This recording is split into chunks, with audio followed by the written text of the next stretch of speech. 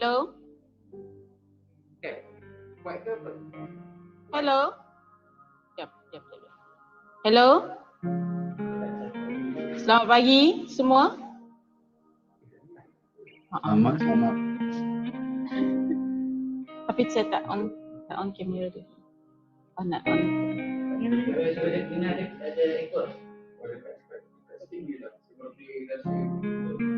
Aku nanti muka aku susah. Tak, dia memang ada masalah ni. Dia mic, kena pakai mic. Pada semalam lagi. Apa tu? Pada hari Selasa.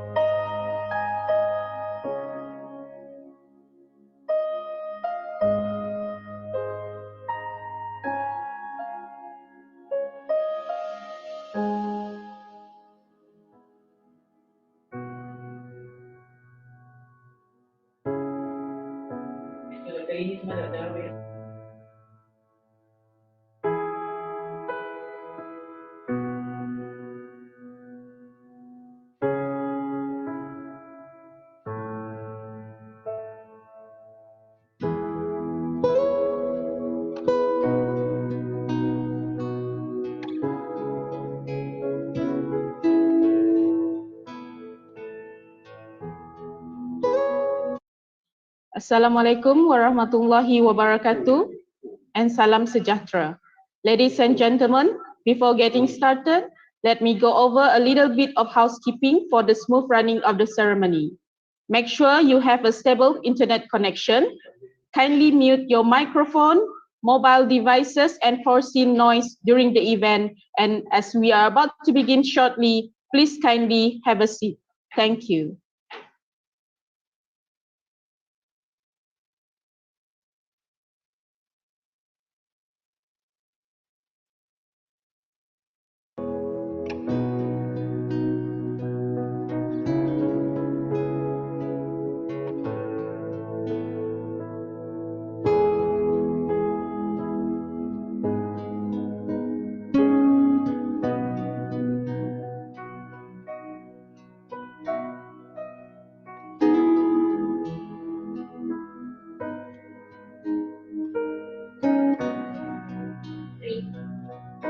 all participants kindly be reminded that to fill up the registration form given at the parallel session for the certificate purposes.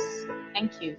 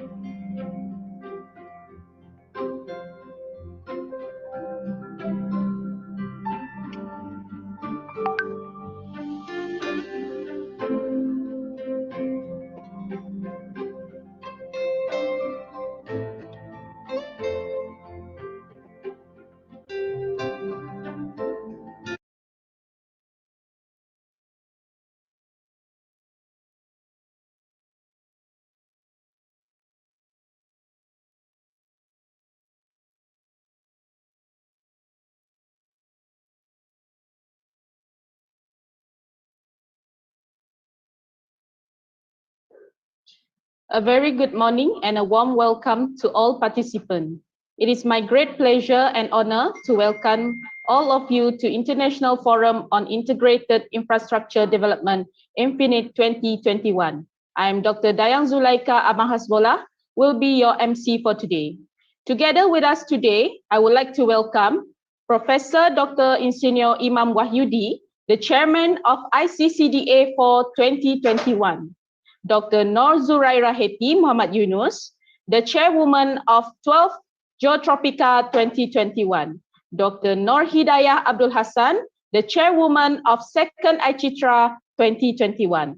And I also would like to welcome our generous platinum sponsors, Geotechkindo, 3V Geomatics, GDS Instruments Sdn Bhd, Engineering Seismology and Earthquake Engineering Research is here, Worldwide Ultimate Solutions Sdn Bhd, and Giants Construction Limited. Our benevolent gold sponsors, Anton Par Malaysia Sdn Bhd, Lab Civil Engineering Laboratory, Southern Lab Malaysia Sdn Bhd, PT Wijaya Karya. And our supportive silver sponsors, SureCam Sdn Bhd and PT Pembangunan Perumahan Semarang Demak. Not forgetting our respectable invited speakers from Teto Engineering Sdn Bhd, Senai Desaru Expressway Berhad, and Jurutera Minsar Sdn Bhd. Thank you very much for your kind support towards the success of INFINID 2021. Okay, ladies and gentlemen, to begin the ceremony with the blessing from Allah Subhanahu wa Ta'ala, I would like to invite Associate Professor Insinyur Dr. Ahmad Safwan Abdul Rashid to lead the Doa recitation. Please welcome. Assalamualaikum warahmatullahi wabarakatuh. Al-Fatihah. A'udzubillahi minasyaitonir rajim. Bismillahirrahmanirrahim. Alhamdulillahi rabbil alamin arrahmanir rahim maliki yaumiddin. Iyyaka na'budu wa iyyaka nasta'in. Ihdinas siratal mustaqim. Siratal ladzina an'amta 'alaihim ghairil maghdubi 'alaihim waladdallin. Amin. Bismillahirrahmanirrahim. Alhamdulillahi rabbil alamin. Wassalatu wassalamu ala asyrafil anbiya'i wal mursalin wa ala alihi wa sahbihi ajma'in. Ya Allah, Ya Rahim, praise be to God, the Lord of the worlds. Peace and blessing are upon our Prophet Muhammad sallallahu alaihi wasallam and his companions, and for those who follow his example till the judgment day. Allahumma ya Allah, on this blessed morning, in conjunction with the International Forum on Integrated Infrastructure Development, INFINID, we beseech thee and are grateful towards you in favor of all the infinite blessing to us, your humble servant, to live a safe and prosperous life. We seek your blessing for the flawless progress of this event from the beginning till the end. We seek your guidance to steer clear of events that will be detrimental to the progress of this event. Ya Latif, Ya Rahman, please bless us with your tawfiq and hidayah. Please guide us to the greatness, peace, glory, and the prosperity in this world and the hereafter. Make us responsible intellectual. Granted us with the valuable knowledge that will be beneficial to mankind in order to gain your mardatillah. Make us righteous servant that follow your commands and neglect the sinful act. Please forgive us for our wrongdoing. Ya Munzilal Barakat. Bestow peace to our beloved country, Malaysia, Indonesia, and the rest of the world. Preserve us from any threat and disaster, neither man-made or natural disaster. And to you, Ya Allah, we ask for security and prosperity upon us, our leaders, and our country. Bestow patience in us in order to face the challenge from you. Please accept our deeds and please reward us accordingly. Allahumma inna na'udzubika minal barasi wal junun wal juzam wa min sayyid asqam. Bismillahilladzi la yaduru ma'asmi syai'un fil ard wala fis sama' wa huwas sami'un alim. Rabbana alaika tawakkalna wa ilaika anabna wa ilaikal masir. Rabbana atina fid dunya hasanah wa fil akhirati hasanah wa qina azabannar. Wa sallallahu ala sayyidina Muhammad wa ala alihi wa sahbihi wasallam. Walhamdulillahi rabbil alamin.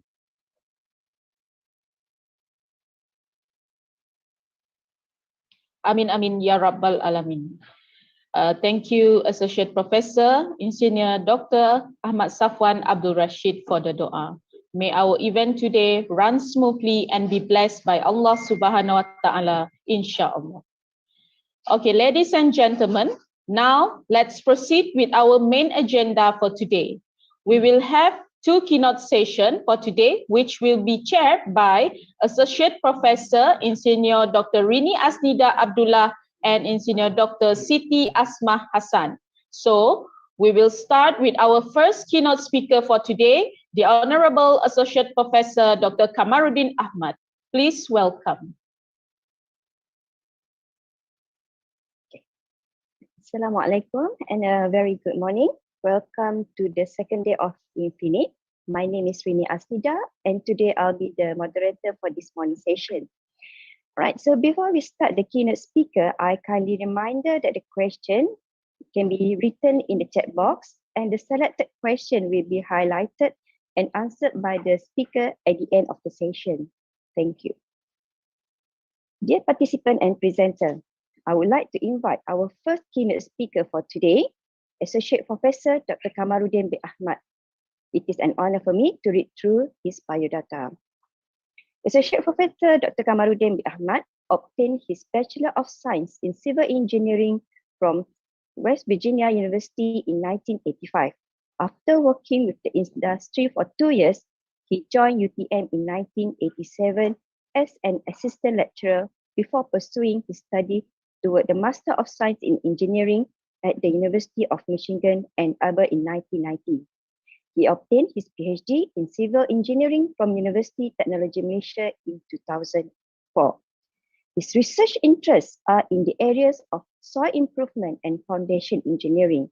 Lately, he embarked into the area of environmental geotechnics. He was actively involved in the consultation works in the area of geotechnical engineering, particularly those related to site investigation, foundation engineering, and environmental impact assessment, besides being an independent geotechnical checker. He is also the receiver of Thomas Telford Premium for paper published in Ground Improvement ICE UK.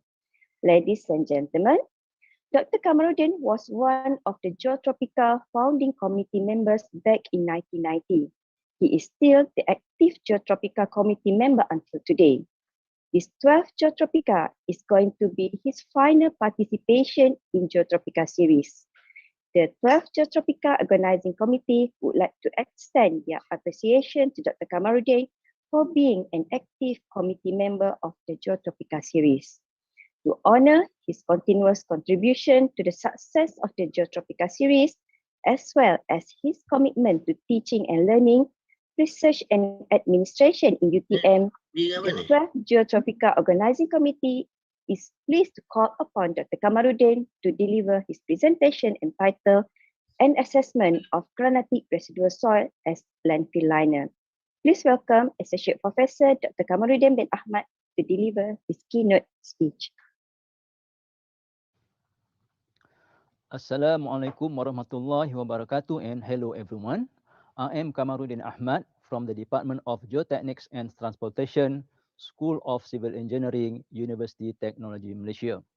To begin with, I would like to congratulate the INFINID 2021 Organizing Committee for their efforts to successfully organize this conference despite this difficult time due to the global COVID-19 pandemic. My sincere gratitude to the committee for giving me the opportunity to share the experience and finding from the work of my research team in the area of environmental geotechnics, in particular with regard to municipal solid waste landfill. The topic that I want to talk about in this presentation is an assessment on granitic residual soil as landfill liners. These are my research team members. First is Dr. Yamusa from Nuhu Bamali Polytechnic, Nigeria. He specializes in geotechnical engineering.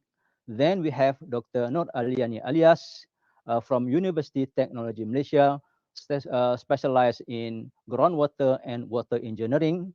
Then Dr. Radwan Saari from University Technology Malaysia, specializes in civil engineering surveying. When we talk about municipal solid waste, these are the items that we discard every day, such as papers, plastic, rugs, food waste, cardboards, etc. Generally, there are three approaches that we can deal with this waste. One is to bury the waste, second, to burn the waste, and third, to recycle the waste. Burning the waste, especially by open burning, without any doubt, will seriously pollute the environment. Such activities must be strictly prohibited. Burning, quote unquote, by incineration, which is considered as a clean technology, may not completely destroy the solid waste.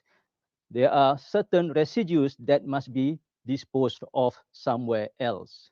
In addition to that, due to the technology, expertise, as well as the cost of maintenance and operation, are among the factors that prohibit the application of this technology, especially in the developing countries.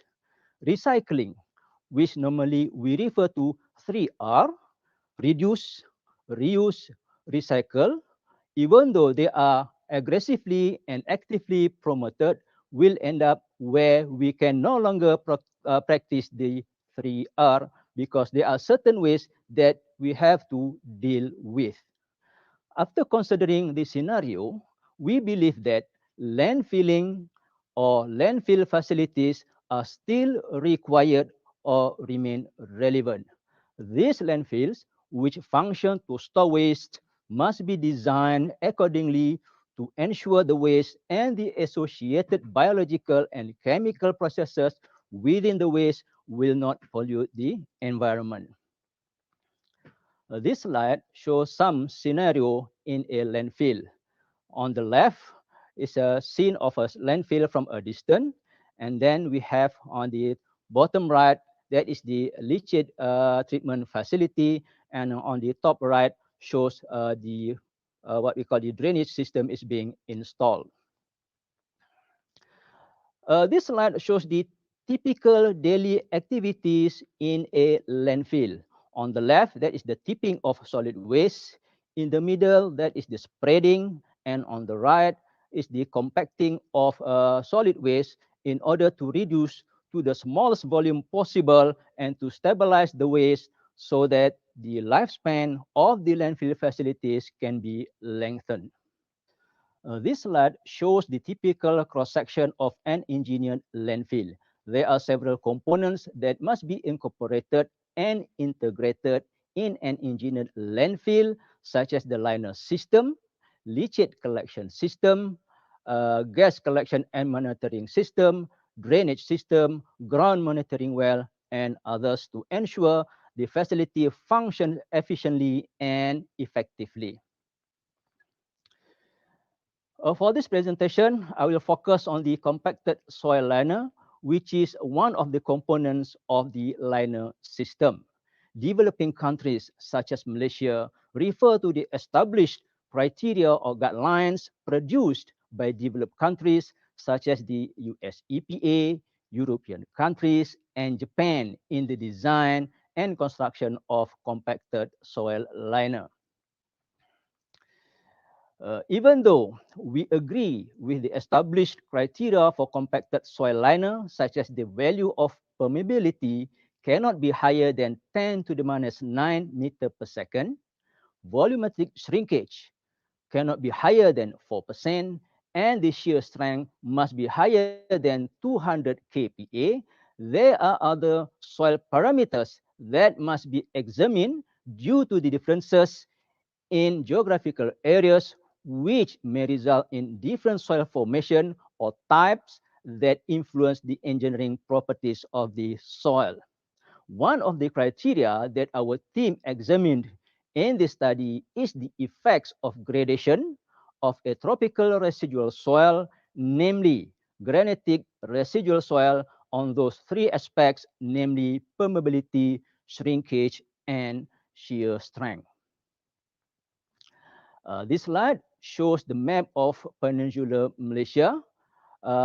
UTM is situated at the bottom with the pink color, which shows this area is covered by soil derived from igneous rock, namely granite. Soil samples were obtained from within the UTM campus to represent the surrounding area with similar type. With similar type of soil. As generally known, soils are divided into three categories based on particle size, which are fine, which may include clay or silt, and then we have sand and gravel. So based on the natural gradation of the soil sample obtained from the site, then the percentages of the particle size are varied in our study. For example, here we have natural soil sample indicated as L1, okay, which contain 30% fine, 40% sand, and 30% gravel. Then we have reconstituted sample indicated as L2, which consists of 40% fine, 40% sand, and 20% gravel. In addition to that, we have another reconstituted sample noted as L3, which consists of 50% fine, 40% sand, and 10% gravel. Referring to procedures suggested by Daniel and Benson, three types of compaction test shall be performed, namely standard Proctor, modified Proctor, and reduced Proctor. The reduced Proctor should be conducted using standard Proctor hammer, but the number of blows is reduced to 15 blows per layer for 3 layers. For this study, however, we only managed to perform the standard Proctor test. In the near future,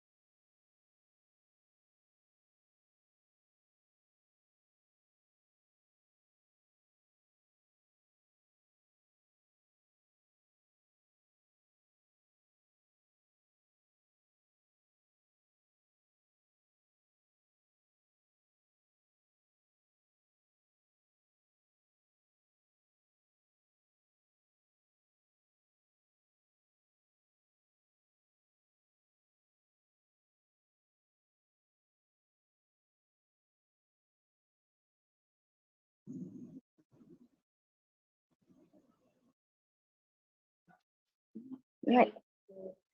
Okay, sorry. We have a slight technical difficulties. I hope you can still bear with us while we are trying to fix this thing.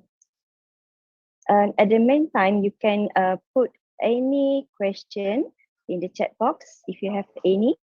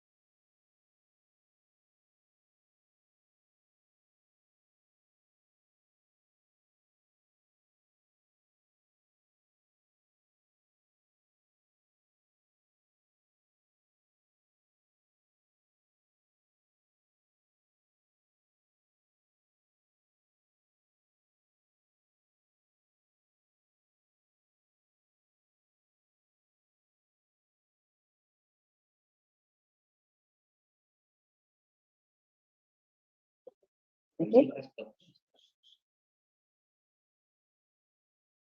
All right. Okay. Seems that we have question in the chat box. Is possible? Dr. Kamarudin is with us now. Right. So let me read through the first question. Right, from Azima. Okay. Doctor, may I ask, considering the cost of land for the development of landfill facilities is increasing, especially in the big cities, is there any limit in terms of height of waste so that the facilities can accommodate more waste? Thank you. Thank you for the question. In terms of this maximum height of the waste, so far I don't see any limitation, but it depends actually on the design of the facilities. Okay, so there are certain aspects that we have to consider in the design, such as the foundation soil. We have to make sure that the foundation soil is strong enough to carry or to sustain the load from the waste. And then we have to consider the strength of the liner system. Okay? Similarly, just like the foundation soil, it must be strong enough to carry the load from the waste. And then we have other element that we have to consider in terms of strength, that is the piping system. I'm referring to the leachate collection pipe. We have to make sure that the material of the pipe must be, again, strong enough to receive the stress from the waste. So all those things are considered are related to strength. As long as the material are strong enough to carry the load, we can dump our waste as high as we want, right?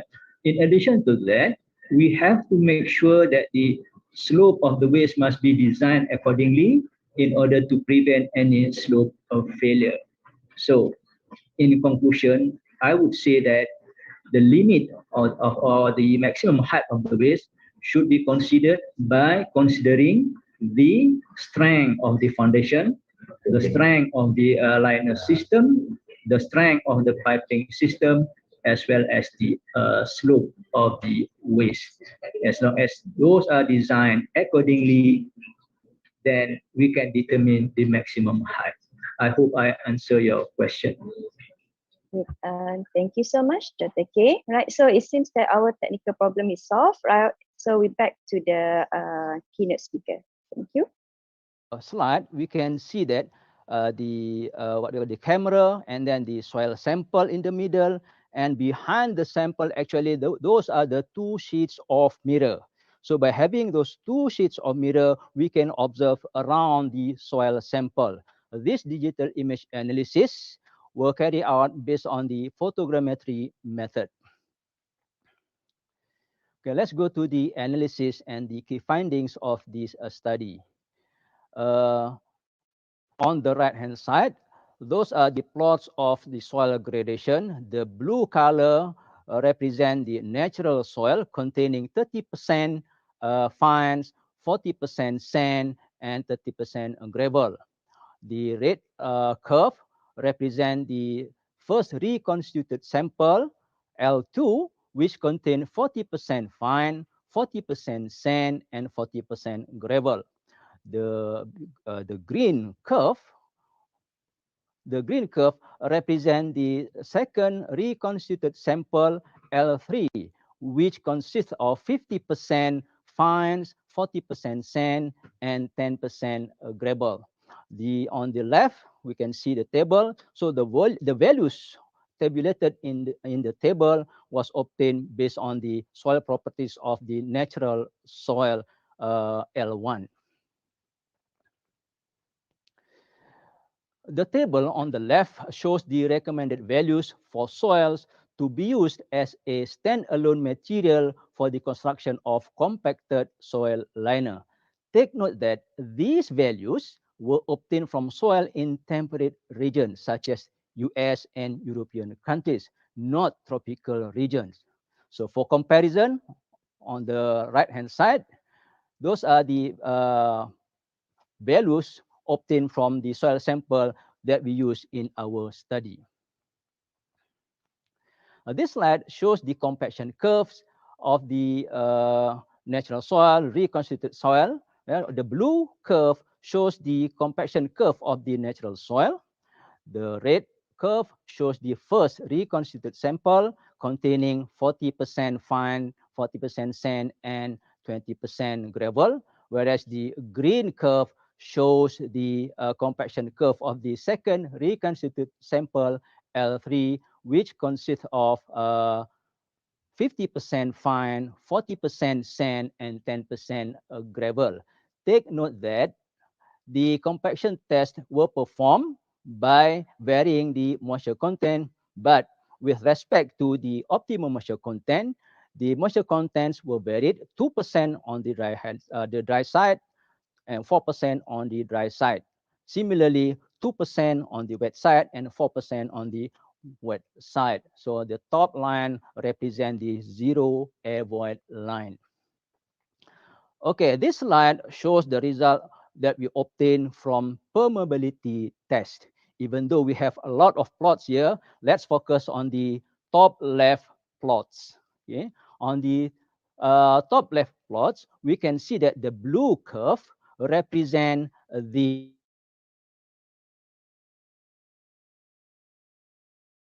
natural soil, which contain 30% fine, 40% sand, and 30% gravel. The red line or the red curve represent the first reconstituted sample containing 40% fine, 40% sand, and 20% gravel. The green curve, meanwhile, represent the second reconstituted sample L3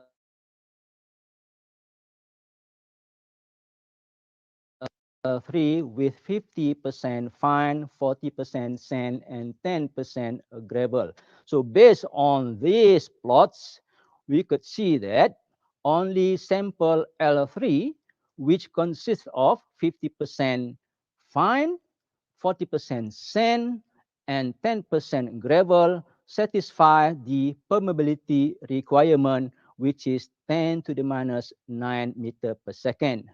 Sample 1, L1, and sample L2 fail in this criteria.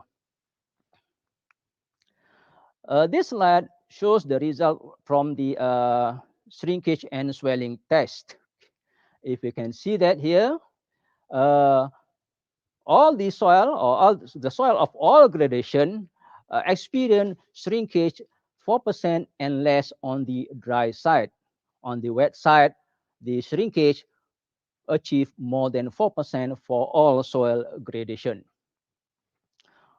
Okay, for this slide, let's focus on the top left plot. Okay, again, the blue curve represent the L1 or natural soil. The red curve represent the samples, the soil sample containing 40% fines, and the green curve again represent the second reconstituted sample containing 50% fines. Based on the 4% shrinkage as the cutoff value, then we could observe that for all soil gradation on the optimum moisture content as well as on the dry side fulfill the requirement in terms of volumetric shrinkage. On this slide, let's focus on the right-hand side curves, which shows the result from the unconfined compression strength test. Okay. By taking 200 kPa as the cutoff point, we could see that on the wet side, soil at all gradation fail to achieve the required strength, whereas soil compacted on the dry side for all soil gradation satisfy the requirement in terms of shear strength. Okay, this slide shows the acceptable zones in terms of hydraulic conductivity, that's on the top left. And then we have the acceptable zone in terms of volumetric shrinkage on the top right. And then we have acceptable zone in terms of shear strength at the bottom left. So the shaded area for each diagram shows the acceptable zone. Superimposing these three plots, we each end up with the acceptable zone, which is shown by the shaded area with squares. So those are the result from the superimposing of those three plots. The overall acceptance zone represent the acceptable requirement represent the accepted requirements in terms of hydraulic conductivity, shear strength, and volumetric shrinkage. Take note that based on the previous slides, only soil sample containing 50% fines fulfill all the requirement.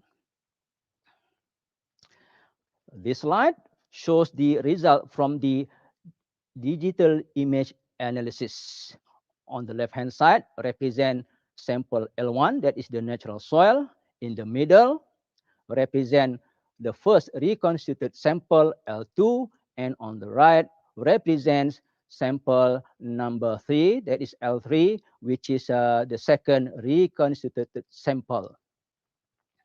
So from this slide, we could see that soil sample containing 30% fines shows the longest migration of leachate as compared to soil sample containing 50% fines, which shows the shortest migration distance.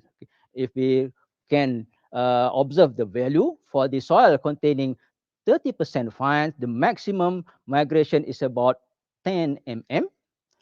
For the first reconstituted sample, the migration is about 5 mm or 6 mm, and the second reconstituted sample containing 50% finds the migration is less than 5%.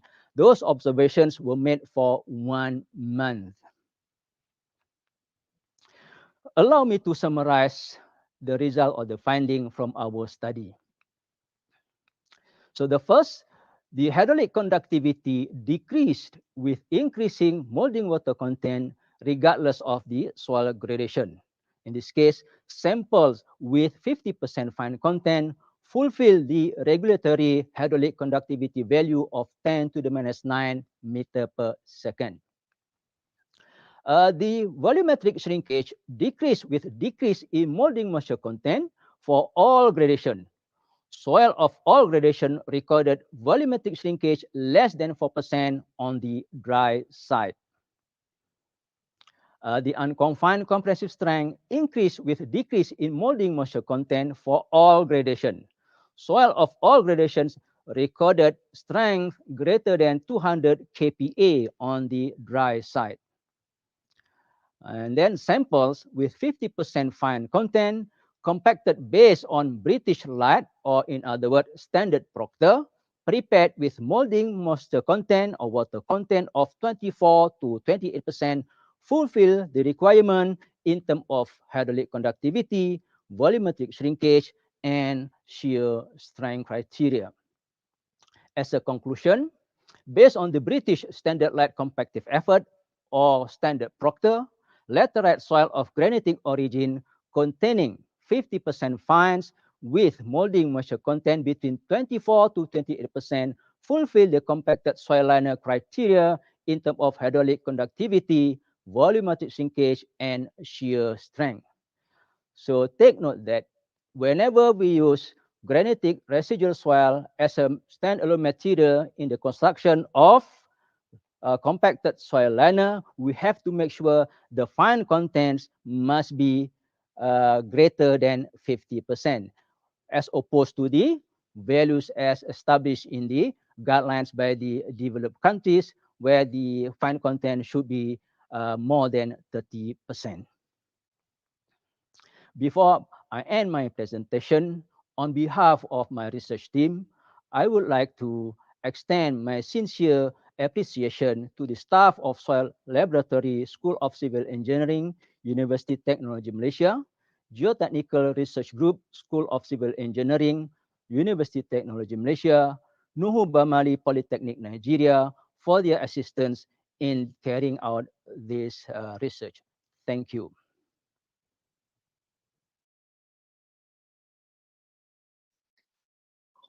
Thank you so much, Associate Professor Dr. Kamarudin bin Ahmad, for the insightful speech. Right, so I will read through a question from the chat box. All right, so I pick up one question from Rinda Karlinasari. Okay, so the question, Doctor, since residual soil is used, is there any criteria for shrinkage limit? As you know, if high temperature, dry season may make a crack at the soil. Right.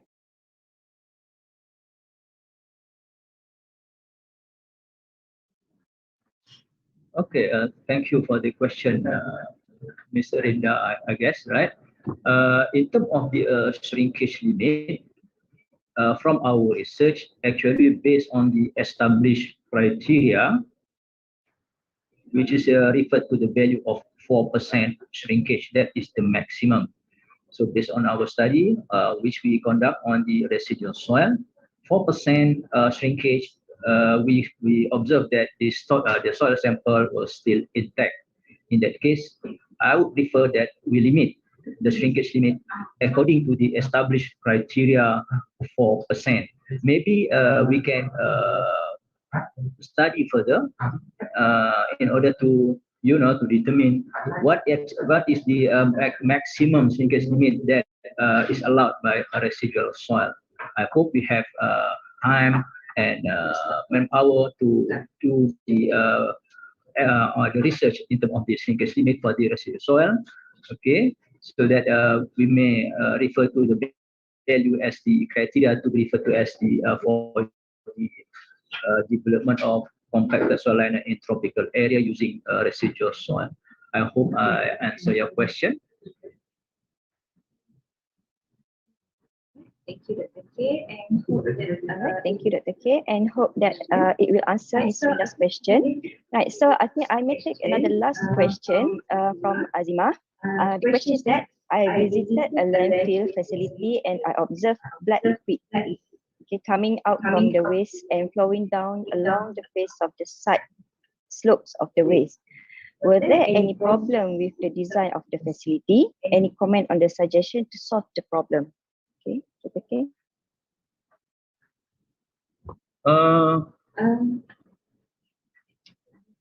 Leachate or liquid flowing along the. Please unmute yourself, Dr. K.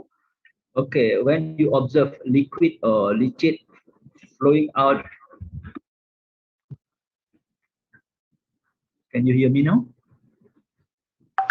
Yes, yes. Okay, if you observe liquid or leachate flowing along the face or the slope of the waste, maybe that is due to the accumulation of leachate, especially when we have high moisture content in the waste, especially in the tropical area where we have received a lot of rain.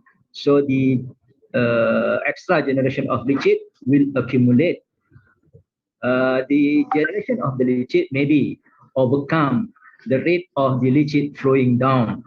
That's why when the leachate accumulate, it start to build up, and then maybe because of the arrangement of the waste, because the waste were not arranged vertically, which will allow the leachate to flow downward. Because the waste were arranged, the waste, the arrangement of the waste, maybe some are vertical, horizontal. So the accumulation of the leachate will not be able to flow downward very fast, and then it start to divert laterally. That's why we can see leachate flowing out from the surface of the slope of the waste. Okay, in order to overcome that problem, I will not comment on the design because we don't know how they design the landfill facility. But maybe for the short-term measure or short-term settlement in this to solve the problem, I would suggest that perimeter drain should be provided along the perimeter of the waste so that the leachate that flow out from the waste can be collected and can be drained to the leachate treatment system. Okay, so I hope that will answer the question, right? Because of the random arrangement of the waste prevent the downward flow of the leachate, and that it causes the leachate to flow laterally. I hope I answered the question. Right. Okay, thank you so much, Dr. Kamarudin, for the Q&A session. Okay, actually we have more questions in the chat box, but I hope you can, scan the QR code. Okay, if you have more further questions, and email to Dr. Kamarudin. Right, and I also forgot to mention that you actually can follow Dr. Kamarudin in the YouTube channel. Just go to YouTube and Kamarudin Ahmad PhD. There you will find a lot of very interesting lecture on the geotechnical. Thank you so much. So I'm back to you, Dr. Thank you very much, Associate Professor Engineer Dr. Rini Asnida and Associate Professor Dr. Kamarudin Ahmad. Now, let's proceed our event for today with our second speaker, Dr. Haryati Yaakob. The session will be moderated by Engineer Dr. Siti Asma Hassan. Please welcome.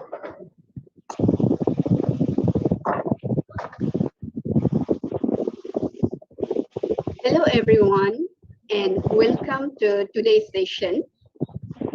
I am Siti Asma Hassan, moderator of this session. Ladies and gentlemen, before we start with the keynote speaker form, I would like to announce that questions for Dr. Haryati can be written at the chat box. Now I would like to introduce our keynote speaker, Dr. Haryati Yaakob, who will talk about asphalt pavement resilience adaptation to changes.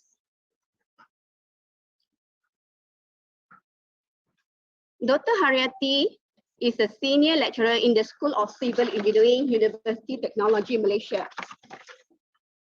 She gained her civil engineering degree from University Technology, Malaysia in 2001, Master of Science in Highway Management and Engineering from the University of Birmingham, UK in 2002, and Doctor of Philosophy from the University of Ulster, UK in 2007. Dr. Haryati leads several research projects and innovations related to highway materials, road design, and pavement condition assessment. She has been working closely with highway agencies and pavement stakeholders, such as Malaysian Highway Authority, Public Work Department, and Leaderscope Consultant Sendirian Berhad. She is currently serving as an evaluator in Malaysia Board of Technologies and plays a significant role in Pavement Association. Please welcome our special guest, Dr. Haryati Yaakob, to deliver her keynote speech. Assalamualaikum and a very good morning, ladies and gentlemen. I'm Haryati Yaakob from University Technology Malaysia, and today I'll be presenting about asphalt pavement resilience adaptation to changes. Evidence from previous studies has shown that the climate is changing. For example, global surface temperature has increased 0.85 degrees Celsius between 1880 and 2012, and the rate of change has become more rapid in the most recent decades.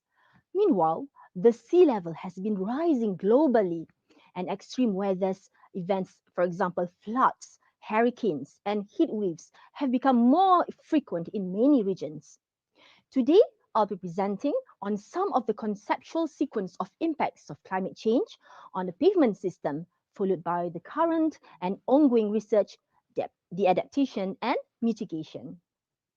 Ladies and gentlemen, now, as you can see, here is the mean daily temperature in one of the city in Malaysia from year 1960 to 2018. And it shows here the range of temperature fluctuation was between 26 degrees Celsius to 28.7 degrees Celsius. the magnitude of increase in the annual average of mean daily temperature as indicated by gradient of the linear trend line. The temperature spikes in 1997, 1998, and 2015, 2016 were due to strong El Nino, with the 2015-2016 event being one of the strongest one. This graph shows the average monthly rainfall in Malacca, where it was generally below 500 millimeter, except between 2009 and mid-2010, where the monthly rainfall peaked in the mid of 2010. Higher interannual precipitation, for instance, in 2009 and 2010, could be affected by the La Nina episodes, during which sea surface temperature in the east central equatorial Pacific dropped below the average. The study also revealed an increase of days with more than 20 millimeter rainfall by 1.5 per decade in the same period. The extreme weather events in Malaysia are characterized by days of high temperature, high rainfall, dry spell, thunderstorms, and strong winds. The past decades have seen increasing occurrence of extreme weather events. The worst floods were recorded in the southern Peninsular Malaysia during the 2006-2007 monsoon. Days with extreme rainfall events have been on the rise since 1980s. This also parallel to the global increment of extreme weather, especially floods and storms. So, how does the situation I mentioned earlier could affect our pavement? Asphalt pavements are climate-sensitive infrastructure, where climate can impact their deterioration rate, subsequent maintenance, and life cycle cost. In region where the negative changes will occur, the additional costs may be incurred by road authorities to address this. If nothing is done, costs will be borne by the users in terms of the losses of fuel consumption, safety, and time. On a national level, this means the sum of costs incurred due to the climate change may become significant, and additional budgets will be needed for climate adaptation and mitigation in the future. So, before we go further, let's define what is pavement performance. Pavement performance can be defined as the ability of a pavement to satisfactorily serve traffic over time. It further defines the serviceability of a pavement as the ability to serve the traffic for which it was designed. The factors that are found affecting the performance of the pavements are presented in this figure, which are the climate, numbers of traffic, and the material properties. And now let's have a look on how does climate affects the pavement performance. In general, climate change can have a direct impact on an environmental condition and therefore change the pavement performance. From the literature, the most common climate stresses include temperature, precipitation, groundwater, cloud cover, and wind speed. Typically, pavement climate performance is most influenced by temperature and moisture, and the long-term impacts from the stresses can be significant. And as we know, an asphalt pavement is affected greatly by the natural environment, including constantly changing external environmental factors such as solar radiation, external temperature, airflow, and rainfall. The three forms of heat and energy exchange that occur in the structure of an asphalt pavement comprise radiation, convection, and conduction. Some of the solar radiation and sky radiations are reflected by the road surface, and the rest is absorbed and transformed into heat energy. This part of the heat energy is superimposed on the external temperature, thereby resulting in a high surface temperature, which generates heat conduction mainly along the thickness of the road surface. And this could be the significant contributor to the urban heat island and global warming. Ladies and gentlemen, It has widely known that bituminous and asphalt mixtures are temperature sensitive materials, and therefore their strength and modulus vary with the change in the temperature. Increases in temperature can reduce the stiffness of asphalt materials, which can limit the stress strain response of the pavement and reduce the ability of a pavement structure to spread loads. In addition, even if the change in the stiffness of these materials is not significant over the length of a single day, changes in stress and strain response and load spreading ability can exhibit their effects in the long term and may accelerate load-related deterioration. Furthermore, the ability of asphalt materials to resist permanent deformation reduces as temperature increase. Increases in the temperature ranges due to the climate change also can increase thermal stresses in asphalt layers, and more thermal cracking can be expected. In addition, higher temperature can lead to faster aging of asphalt mixture, and pavement can become more prone to crack due to brittleness. Development of pavement distress will change over time due to the impact of climate, with required changes being within the range of the current material properties. Then, a critical first step is to identify and monitor the key pavement performance parameters and search for trends that develop over longer periods. It was highlighted by previous lecture that these are the key pavement indicators that need to be monitored for climate change impacts for asphalt and concrete pavements. Now, we move to precipitation. Have a look on this list of major flood in Malaysia from 2006 to 2018. However, this is not the whole list. I've just picked some of the worst extreme flood that had happened. So, ladies and gentlemen, how does this extreme rainfall and flood as part of the precipitation will affect the pavement performance? Yes, okay. Precipitation and groundwater can impact pavements by changing the moisture levels in pavements. In practice, moisture can enter and exit the pavements in different ways. Surface runoff can enter a pavement structure from its sides and through cracks and potholes. Moisture content in the unbound granular layers and subgrade can be significantly affected by the groundwater level in regions where the existing groundwater level is high. Due to flooding or heavy rain, the pavement subgrade or even unbound layers may be submerged, resulting in significant moisture level. With an increase in the degree of saturation, the resilient modulus of unbound and subgrade materials can decrease significantly. The shear strength of the unbound and subgrade material may reduce significantly at high level of saturation, which can cause permanent deformation to accumulate rapidly and under extreme circumstances, which will lead to collapse of the material. Moreover, moisture can also impact asphalt concrete materials. Stripping at the asphalt surface can be caused by various factors, such as poor materials, construction, environmental factors, or combinations of one or more of these factors. It was found that saturation in asphalt layers can accelerate straining. This is probably because of excessive moisture in the asphalt layer allows pore pressure to develop under trafficking, which can disrupt the aggregate bitumen adhesion. In regions where precipitations increase, stripping may become more frequent, especially when drainage is inadequate. Now I'm showing some of the pictures during the major flood that happened, I think January 2015 in Kelantan and Pahang. As you can see, when there's a flood, the failure mainly happened on the foundation, where at certain point of saturation, the unbound materials would just collapse and bring together the asphalt layer on the top.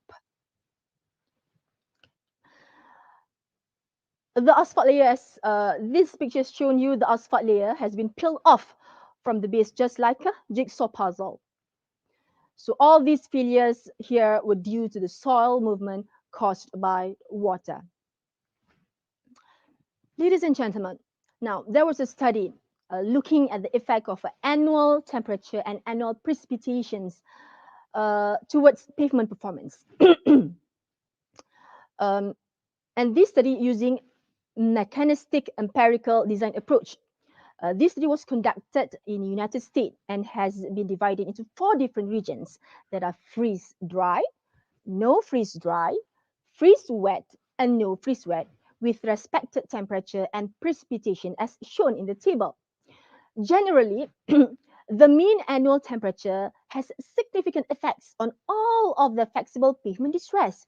This was statistically confirmed by the results with a p-value of less than 0.05.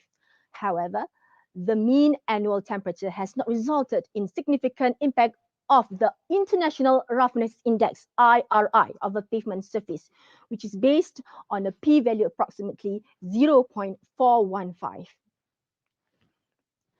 The longitudinal cracking, which is the top-down cracking of a flexible pavement, is significantly affected by the mean annual temperature and precipitation. It was found that a higher mean annual temperature results in higher longitudinal cracking. And this longitudinal cracking, or known as top-down cracking, is predicted to be severely reoccurring in the wet climate region. The top-down fatigue cracking is the critical in the wet region because it allows water to infiltrate the underneath pavement layers that may cause failure to the pavement structure. It was found also that a higher mean annual temperature results in higher alligator cracking. On the other hand, the alligator cracking, which is the bottom-up cracking, is more prominent at the high temperature climate region and also high precipitation region, where these cracks start at the bottom pavement layers and progress to the pavement surface due to the asphalt layers that deflects under wheel loads. Obviously, the alligator cracking is predicted to occur in the no-freeze wet climate. This is due to the conditions of asphalt that is highly aged, which is the result of the exposure to high temperature and the presence of moisture that weaken the base of the sub-base layer of the pavement. However, transverse cracking, or known here as thermal cracking, is more pronounced for the pavement placed under the low temperature climate region. The thermal cracking, also known as the low temperature cracking, commonly occurs due to the sudden drop in temperature, which causes extreme thermal contraction and fracture of the asphalt layer. And finally, the highest predicted permanent deformation of both asphalt layer and total pavement would occur in the hot climate region. In the case of asphalt layer rutting, the viscous properties of asphalt binders that is used as a bonding agent in flexible pavement allows the material to shift slowly or deform permanently under the influence of continual stresses. Ladies and gentlemen, it should be noted that pavements are not only affected by climate variations, but also contribute to them. The reasons are twofold. How does pavement affect the global temperature? Pavement structure covers a significant percentage of city skin surface, which about 29 to 45% of the urban land. Many studies have shown that the effect of heating mechanism of the pavement plays an important role in the formations of urban heat island, UHI. The UHI is identified as a heating process in the urban areas that could create a different temperature between urban and its surrounding rural areas, both during daytime and at night. Pavement and other building structures occupy a significant percentage of the total land cover in the developed city areas. Most of these urban structures are made from low albedo or surface reflectivity materials, which can absorb and store huge amount of heat from the solar radiation, especially during hot and sunny day, and then release it back to the surrounding environment at nighttime, which later can lead to this UHI and global warming. A conventional or typical pavement is commonly made of dark color asphalt, which represent a low albedo. It absorbs huge amount of heat emitted from the solar radiation during the daytime and re-radiate the heat during the nocturnal period. When the incoming solar radiation hits the asphalt surface during daytime, the asphalt pavement has the possibility to experience a high surface temperature range from 48 to 67 degrees Celsius. Compared to light colored surfaces, Most color radiation reflected from lighter colored surfaces passes out into the space. As mentioned in previous slide, typically a lighter color is more reflective than a darker color. Those newly constructed concrete pavement have a higher albedo than newly constructed asphalt pavements. However, due to weathering and the accumulations of dirt, the albedo of conventional asphalt and concrete tend to change over time. Asphalt consists largely of petroleum derivatives as a binder mixed with sand or stone aggregate. Asphalt tends to lighten as the binder oxidizes and more aggregates is exposed through wear, and therefore asphalt becomes lighter and it will increase the albedo. Concrete also uses sand and stone aggregate, but in contrast to asphalt, it uses Portland cement as a binder. Vehicle traffic generally dirty the cement, causing it to darken over time and reduce the albedo. Pavement albedo is also affected by material properties, including the type of aggregate used. It is also found that the transportation sector generates the largest share of the greenhouse gas emission. From a life cycle analysis, it was determined that the construction of hot mixed asphalt HMA layers generates a carbon footprint of 65.8 kg of carbon dioxide per kilometer of road.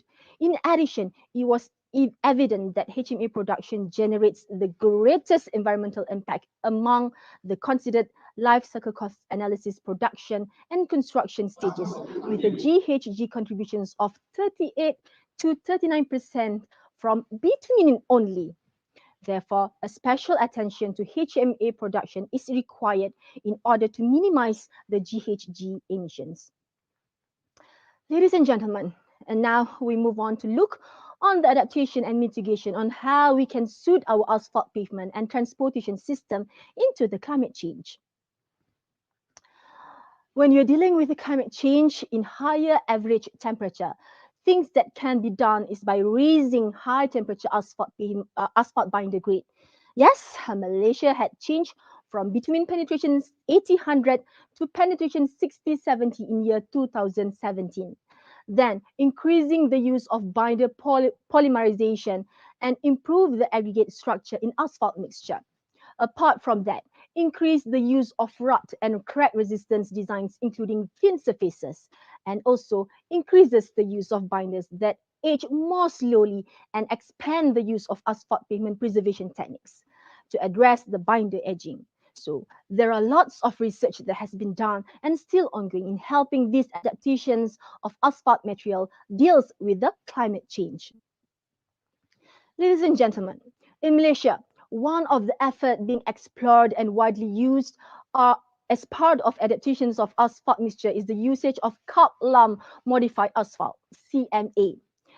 Malaysian Rubber Board, MRB, and Public Works Department have been involved in a joint study to determine the effectiveness of using this cup-lump modified asphalt for road construction or resurfacing works. In fact, last year, in 2020, the Cabinet has agreed to expand the use of cup-lump modified bitumen for the construction and maintenance of roads registered under Malaysian Road Information System, MARIS. Apart from helping in the natural rubber price, CMA technology has proven to improve the resilience and durability of roads in terms of resistance to cracking of the road surface. Cup-lump has also been found to increase the viscosity of the asphalt mixture, thus rendering it more resistant to higher temperature. The cup-lump has been widely used as part of road maintenance in Malaysia. Cost of road construction using CMA is about 15 to 20% higher compared to the conventional method. However, in the long run, CMA roads can prove to be more economical as they will last longer and cheaper to maintain as well. Right, apart from CMA, another type mix that widely used in maintenance in federal, state road and expressway is super fiber mix, SFM. This mix has been added with the synthetic fiber, polyethylene fibers, and aramid. Aramid fibers will not melt in the asphalt mix and are known for their strength and durability in both high and low temperature. By adding these fibers, asphalt mix was found to have better durability with longer service and reducing the overall life cycle cost. As you can see here, the yellow color, okay, the Arabic fibers, and it provides the strength and durability in both high and low temperature. Ladies and gentlemen, as part of a mitigation, many authorities and agencies around the world have come out with their sustainability rating tools in measuring the level of sustainability in development. While in Malaysia, there are two rating tools specifically established for the development of road and infrastructure, which are Malaysian Green Highway Index, MyGHI, and Penerapan Hijau JKR for road, or known as PHJKR. MyGHI is a rating tool to assess the sustainability of a highway, whereas PHJKR is a rating tool to assess non-highway road, but only limited to federal road project only. Malaysian Green Highway Index or MyGHI assessment was developed by Malaysian Highway Authorities or Lembaga Lebuh Raya Malaysia, where this assessment consists of 5 categories, which are sustainable design and construction activities, energy efficiencies, environmental and water management, material technology, and social and safety, with 27 relevant main criteria. This rating tool was studied and developed based on established rating tool system available around the globe. And this is the example of scorecard for MyGHI, where the 5 categories has been divided into subcategories in more details. Based on the total score, the road projects will be given a certification level from the highest one, which is the platinum, gold, silver, and certified. Okay, this is the list of rating system for road development, which originated from US. These US-based rating tools are dedicated to assess roads and highways development. And the one highlighted in the red box here are the MyGHI and PHJKR, which covers the planning stage, design stage, construction stage only. However, MyGHI, it does cover the operational and maintenance stage. MyGHI also in development stage of carbon dioxide assessments in their respective operation and maintenance criteria. Apart from having green rating tools, other mitigation that has been widely used and practiced as one of the common techniques of road maintenance and rehabilitation in Malaysia is coal-in-place recycling, CIPR. For the road to perform functionally and structurally, they add about 4% cement to the old asphalt pavement. And with this, there'll be a significant cost saving and minimum use of energy and material. When compared to other traditional conventional rehabilitation such as mill and pave, CIPR emits fewer greenhouse gas emissions by using less energy and virgin materials. It was found that when the entire process is considered, the CIPR process emits an equivalent of 5 to 20 kilograms of carbon dioxide, whereas for hot mix asphalt emits equivalent of 45 to 50 kilograms of carbon dioxide per ton of material laid, even when the hot mix process uses recycled asphalt. Another mitigation aspect that can be considered in future here is a cool pavement. The term of cool pavement has mainly referred to the reflective pavements that help lower surface temperature and reduce the amount of heat absorbed into the pavement. The first cool pavement option that we can have here is the conventional asphalt pavement, which consists of asphalt binder mixed with the aggregates. It can be modified with high albedo materials like using light color aggregates, colored asphalt by pigments or sealant, or using triresin in place of asphalt.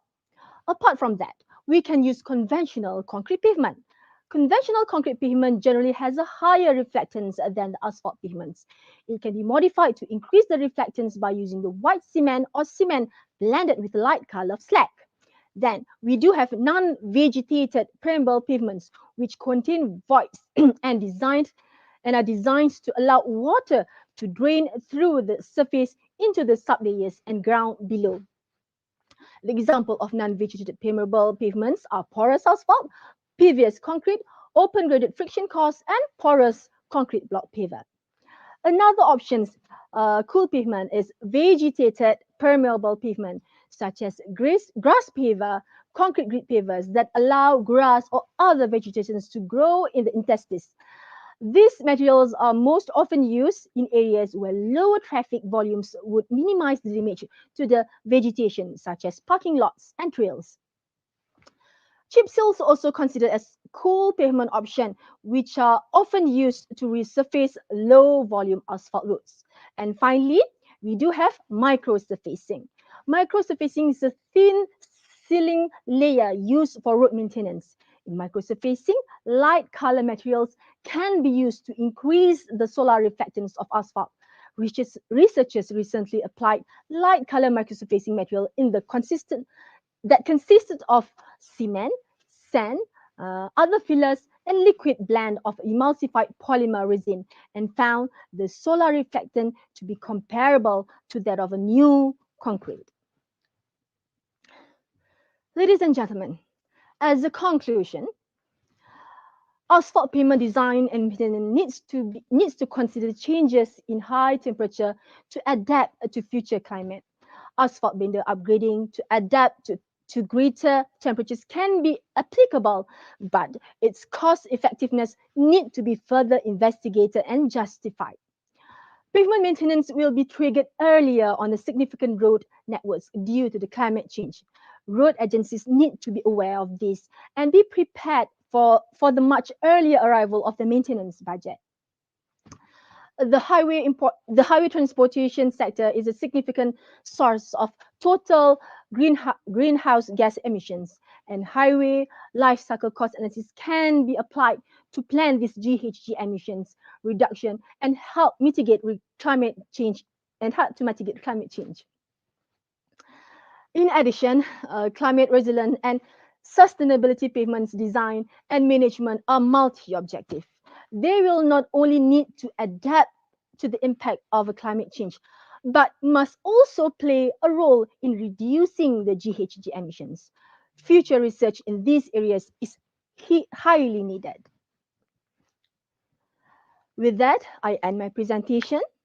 Stay safe, stay healthy. Thank you very much.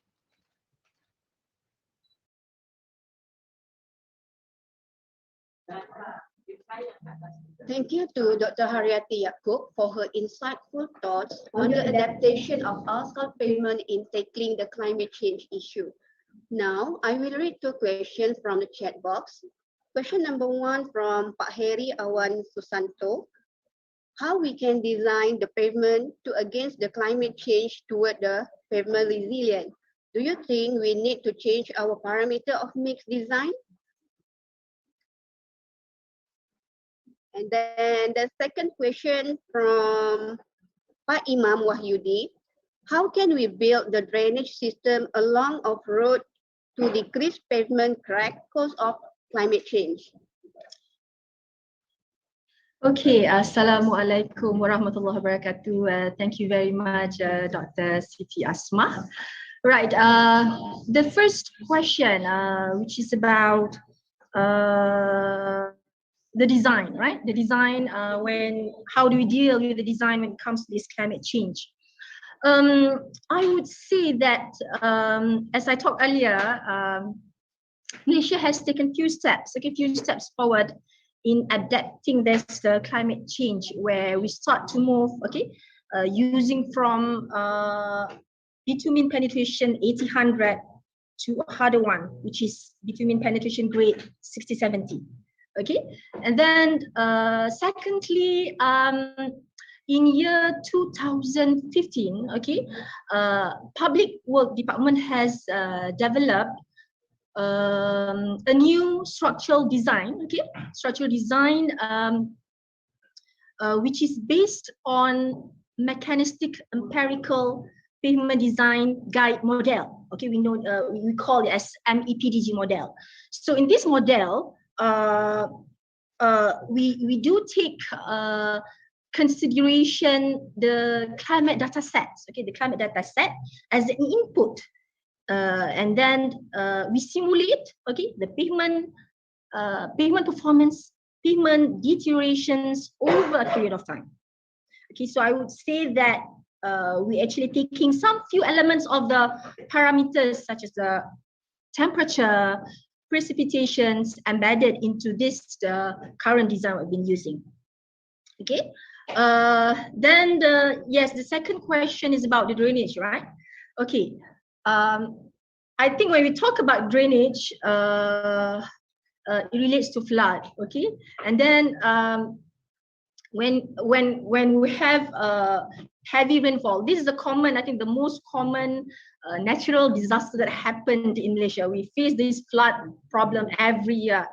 Okay, then when you have flood, that will accelerate the deteriorations of our pavement. Okay, because it's exposed to the extreme moisture. Okay, so how do we actually handle this? Is I would say apart from focusing on the ground improvement, soil stabilization, or apart from focusing on this what you call the resistance of moisture susceptibility of asphalt mixtures, I think the most important thing, as you said just now, is actually the drainage system.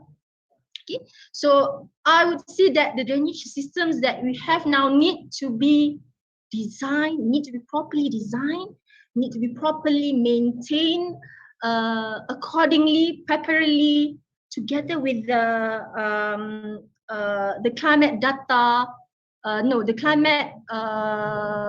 climate model, okay, the exchange climate model. Okay, so in such a way, this drainage could cope, the extreme changes, okay, extreme changes due to this weather difference. I hope that will answer my questions. I will pass it back to Dr. Siti Asma, and before that, I wish everybody a fruitful day and have a nice conference discussion on the for today's conference. Okay, thank you very much. Thank you, Dr. Haryati. Due to time constraint, for further questions, you may scan the QR code and the question will be directed to Dr. Haryati Yaakob. Thank you all for attending. We hope you enjoyed the session. I will pass the session to the MC, Dr. Daya Zulaika.